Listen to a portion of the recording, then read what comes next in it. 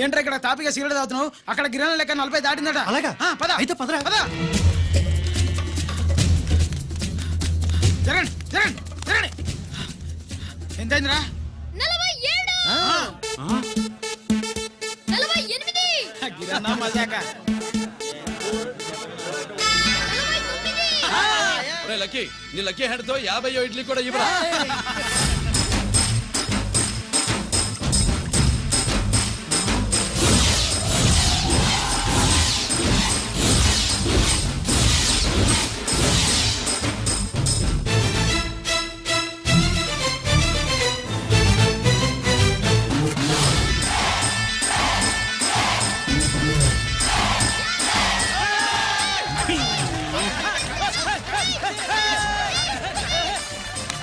ప్రజలారా 50 ఇడ్లీలంటే 50 ఇడ్లీలంటే 2 కిలోల పిండి 50 ఇడ్లీలంటే కిరణ్ గెలుపు.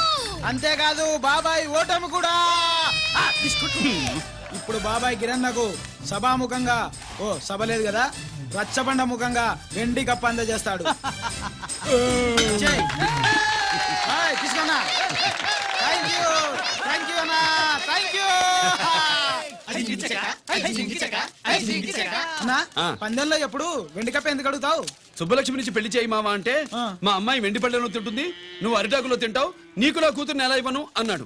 అందుకే ఈ కప్పులన్నిటినీ కరిగించి 2 కంచాలు చేయిస్తాను. ఒకటి నాకు, ఇంకొకటి మా మామకి. మరి సుబ్బలక్ష్మికి? తను నేను తిన్న కంచంలోనే తింటుంది కదరా. కంచం అంటే గుర్తొచ్చింది, ఇంటికెళ్ళి అన్నం తినాలి. పద. మళ్ళీ అన్నమా?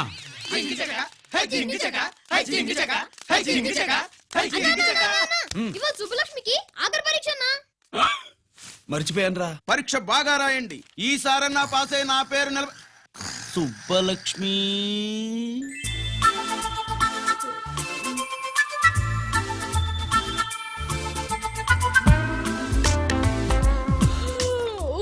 అమ్మా సుబ్బలక్ష్మి, రాత్రంతా బాగా చదివేశావా? అలా ఎగ్జామ్ హాల్లో నిద్రపోకూడదమ్మా.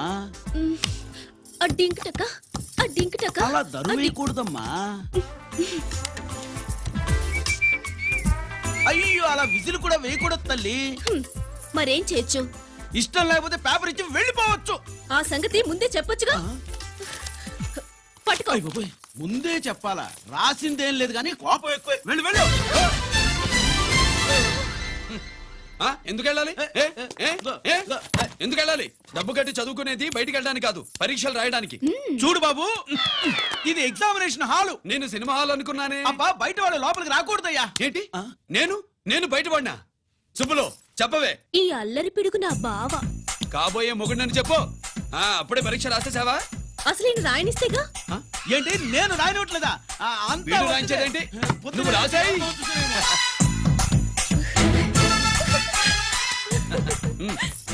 అయ్యో అమ్మా, సుబ్బలక్ష్మి, అలా పుస్తకం చూసి రాయకూడదమ్మా. పుస్తకం చూసాక నువ్వు చెప్పావు, ఇప్పుడు చూసి రాస్తే తప్పేంటి? నువ్వు రాయవే. బావా, దీనికి ఆన్సర్ దొరకట్లేదు, వెతికి పెట్టవా? అది తెలిస్తే నీ పక్కన కూర్చుని నేను రాసేవాడిని. ఇదిగో మాస్టారు, ఆన్సర్ ఏంటో చెప్పు. అది కూడా నేనే చెప్పాలా? చెప్తే దీనికి పని ఉండదు. రామరామా, ఇలా తల్లి, ఇదిగో రాసు. ఇదిగో మాకంతా స్వార్థం లేదు. ఇదిగో అమ్మాయిలు, మొదటి ప్రశ్నకు మీకు అందరికి ఆన్సర్ తెలుసా? అయితే రాసుకోండి. ఇదిగో మాస్టారు, అందరికి వినపడేలా పెద్దగా చెప్పు. బావా, నువ్వు వచ్చావు కాబట్టి సరిపోయింది, లేకపోతే ఫెయిల్ అయ్యేదాన్ని. మా నాన్న చదువు మానిపించి పెళ్లి చేసేసేవాడు. చేస్తాడు. మీ నాన్న బయటపట్టు గాని నన్ను చూస్తే తడిసిపోద్ది.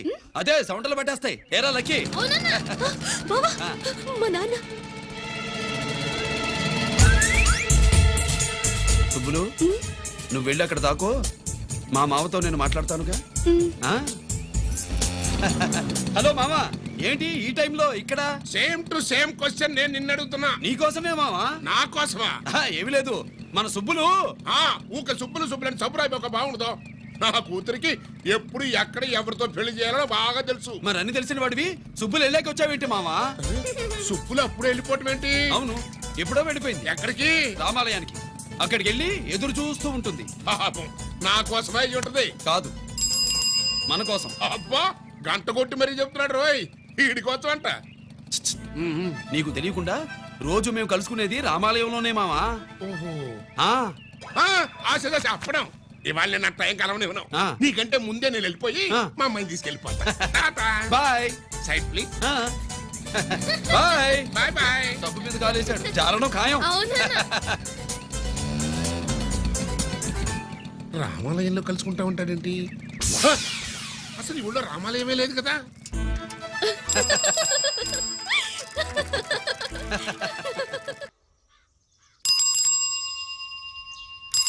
అబ్బో ఏంటి మావా రామాలయానికి వెళ్ళొచ్చావా ఆ కృష్ణాలయం కూడా వెళ్ళొచ్చా నువ్వేంటే తిరణాల్లో పుట్టోకు పూజించినట్టు ఇచ్చావు హ్మ్. ఈ చదువు సంజలైనడితో తిరుగుతానంటావేంటి ఇటు సైకిల్ తో కనపడితే చాలు నటక్కనెక్కి కూర్చుంటావు ఒకసారి ఆడిని ఆడి పంచికట్టును చూడు పురాణ జమానాలో దసరా బుల్లోలాగా ఏంటి మావా ఈ పంచకట్టు నీకు నచ్చలేదా అబ్బే డోక్ వస్తుంది అయితే విప్పేస్తా కుదురు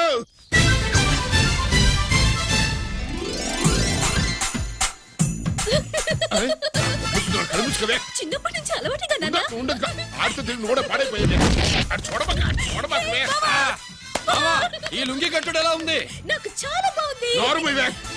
నీకు బాగుండాల్సింది ఈ లుంగి కట్టుకున్నాడు కాదు యూనిఫారం వేసుకున్న పెద్ద బావ నెక్స్ట్ కోఆపరేటివ్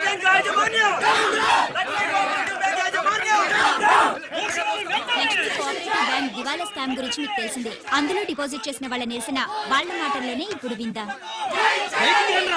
అవసరానికి ఉపయోగపడతాయని కష్టపడ్డ సొమ్ము బ్యాంకులో దాచుకున్నాం రా. మీరంతా కుమ్మక్కై దోచుకుంటారని కాదు, మా డబ్బులు మాకు ఇవ్వండి. మాకు అన్యాయం చేయకండి బాబు, మా బట్టలు కొట్టకండి. నా భర్త పోయాక ఇన్సూరెన్స్ డబ్బులని బ్యాంకులో వేశాను. ఇప్పుడు ఎలా బతకాలో చెప్పండి.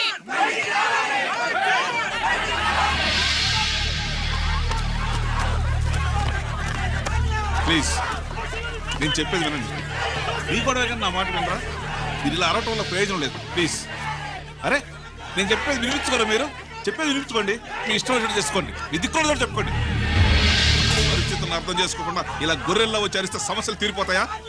నాకు సంబంధం లేదు. వెళ్ళండి, వెళ్ళి రిజర్వ్ బ్యాంక్ అడగండి. కొండ ఎక్కడి నుంచి నేను ఎవరికి సమాధానం చెప్పను.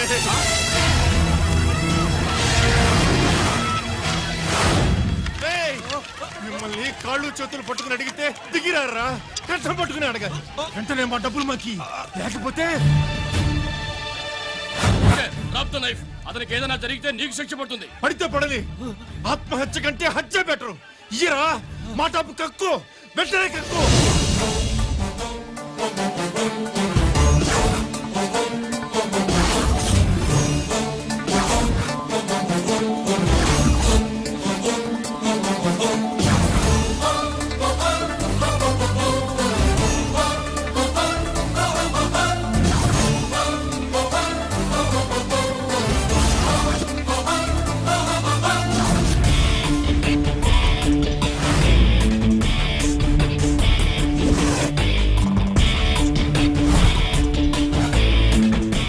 రావద్దు, వద్దు, దగ్గరికి రావద్దు, వద్దు.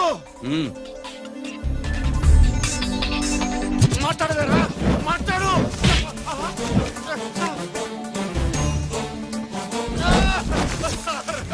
మా డబ్బులు కొట్టేశాడు సార్. మా కొబ్బరి ముచ్చాడు. చాలా థ్యాంక్స్ అయ్యా, సమయానికి వచ్చి కాపాడా. నీ సంగతి నేను చూసుకుంటాను. కొంచెం నాతో సెషన్కి వస్తారా?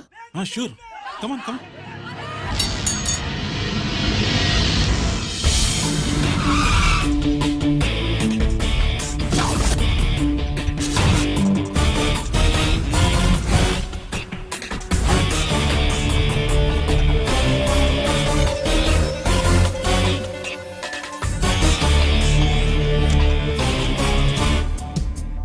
ఇదేంటి ఇక్కడ తీసుకొచ్చావు? ఎన్కౌంటర్ చేయడానికి. నా గురించి నీకు ఇంకా పూర్తిగా తెలిసినట్లేదు. తెలుసుకోవడానికి నీదేమన్నా అన్నమయ్య కదట్రా, దొంగ రాసుకెళ్ళి కదే కదా. మధ్యతరగతి వాళ్ళ దగ్గర నుంచి డిపాజిట్లు తీసుకున్నావు. ఆ డబ్బుని కోటీశ్వర్లకి లోన్గా ఇచ్చావు, బ్యాంకుని దివాళా తీయించావు. సిగరెట్ తాగితే గుండె పాడవుతుంది, లిక్కర్ ఎక్కువైతే లివర్ పాడవుతుంది. నీలాంటి స్కౌండ్రల్స్ ఉంటే సొసైటీ పాడవుతుంది. నీ దగ్గర సెల్ ఫోన్ ఉందా? ఏ ఫోన్ వస్తుందా? ఎక్కడి నుంచి? అక్కడి నుంచి ఇక్కడి నుంచి కాదమ్మా, డైరెక్ట్ గా సీఎం పేషి నుంచి. చూసుకుని ఎవరు? హలో, ఎవరు? చైర్మన్ గారా? సారీ సార్, 5 నిమిషాల ముందే ఎన్కౌంటర్లో చనిపోయాడు.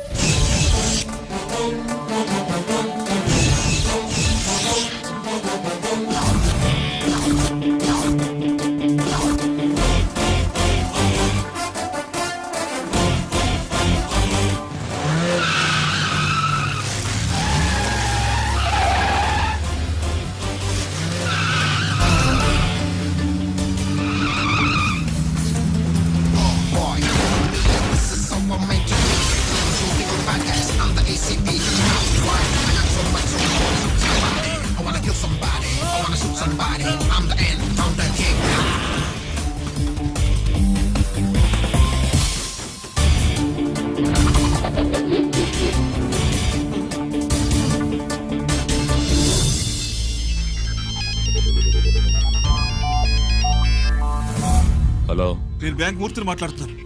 ఏసీపీ రంజిత్ కుమారు.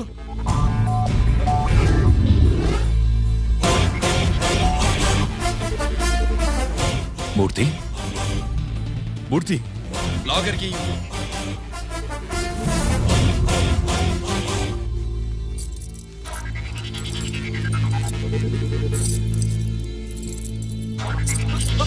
సెక్యూరిటీ లేకుండా 50 కోట్లు జీకేకి లోన్ ఇచ్చావే, ఎవడ్రా జీకే?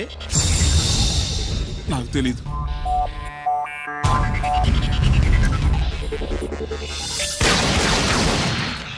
మూర్తి,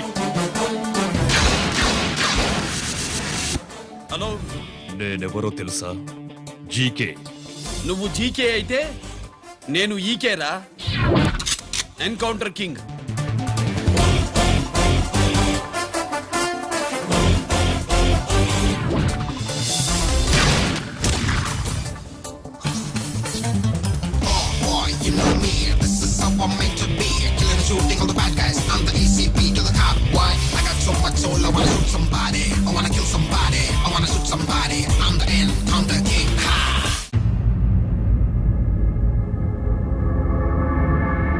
పావురానికి పంజరానికి పెళ్లి చేసే ఫాడు లోకం.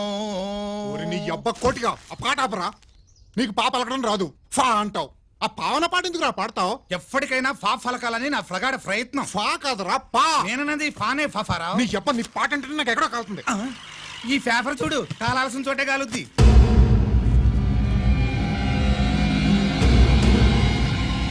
ఈ విషయం నాన్న తెలుసుకుందా? మీ నాన్న ఎమ్మెల్యే కదా, ఈ మధ్య ఎమ్మెల్యేలు ఎంపీలు పేపర్లు ఓ తెగ తిరగేస్తున్నారు.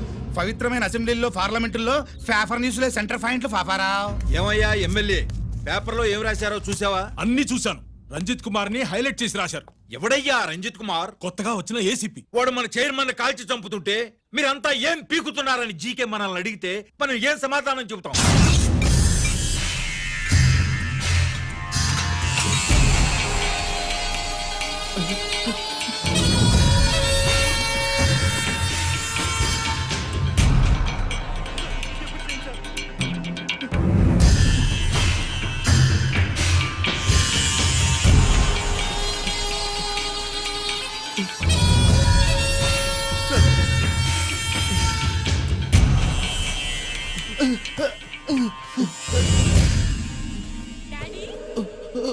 Daddy,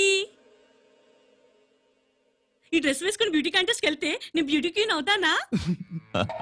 Of course, my child. Definitely. Definitely you're going to win it. Thanks daddy, thanks. Okay. నువ్వు లోపలికి వెళ్ళు. పదవే లోపల పద పద.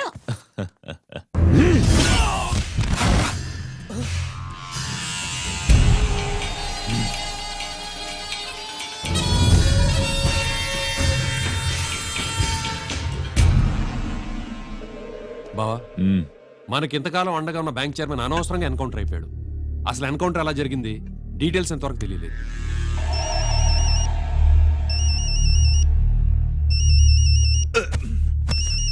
ఆయనే జీకే. మాట్లాడు, మాట్లాడవయ్యా. నువ్వే మాట్లాడవే బాబు.